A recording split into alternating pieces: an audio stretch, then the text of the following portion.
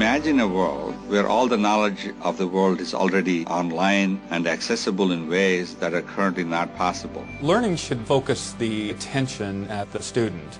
Anything that gets developed in terms of a tool should be getting the student involved in project-based learning. Technology can do a great deal to unlock the mystery of learning. When you think about the impact that technology has had already in the teaching and learning process, it's been pretty eventful. But what we want to do is to take that and quantum leap it. Select all, center, bold.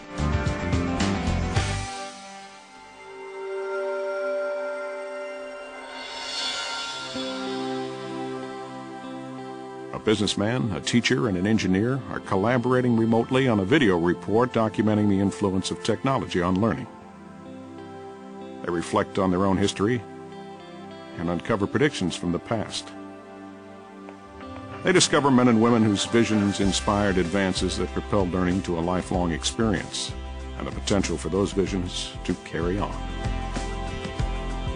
I've got the vids you sent. I'll add them to what I've got. Let's get back with each other in half hour to go over the timeline. That'll work for me. Me too. In the last 20 years, we've been very good at creating computing technology that can manage documentation. We can cut and paste in very creative ways. But now we can build scenarios where we can get children to think critically about managing complex systems.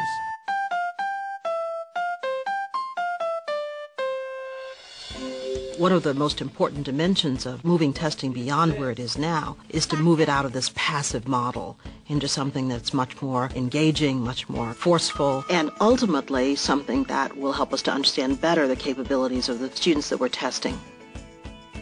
I think at this moment in time, for the very first time, we have the opportunity to give students technology that they can feel is more or less their own. The combination of cost, form factor, and improved human interface technologies puts us at a moment in time in addressing the student that we've never had before. Vid of John Seeley Brown a couple of months ago, around June 25th. I think as we look forward, we're seeing that this notion of literacy has to be dramatically expanded. There are three forms of literacy that all come together. Screen literacy, having to do with cinematic language, then couple that with the notion of interactivity. A third kind of screen literacy is how do you navigate on the screen through the infinite sea of information? How do you censor where to go? How do you feel comfortable in terms of finding your way through this very complex informational space? I've got a couple vids to add. I'll put them in now rather than sending them to you. Great. There's a power in virtual interaction, virtual learning, because it is seamless. It allows the individual to move effortlessly on to the next level of understanding. And the computer can interact in a way that the individual not only is steered, but is reinforced. So if we can increase enjoyment in learning and have people want to do it for its own sake, then you start a positive feedback cycle where enjoyment in learning begets the desire to do additional learning, and that builds on itself. I think that the interesting challenge we have as we go forward is to figure out how the virtual world augments the physical world. Not replaces it, but augments it. It's a yin-yang between the physical and the virtual and the physical. If we can understand that yin-yang relationship, I think we'll understand how to build incredibly powerful learning environments in the future. Talent is the key and education is the foundation. On one hand, we need to train a number of talented people who will enter the international front lines, master key technology, and be top-level design experts.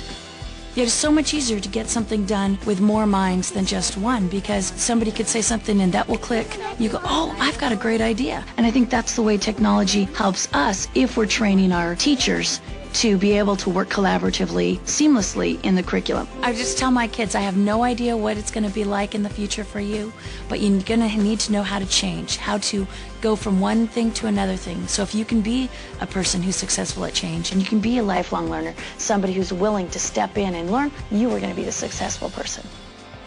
What we need to do in order to bring the enchantment of learning back to the student is work together with parents and policymakers and learning scientists and technology scientists and create an environment that is going to stimulate a new way of thinking about how we learn. That's going to be exciting.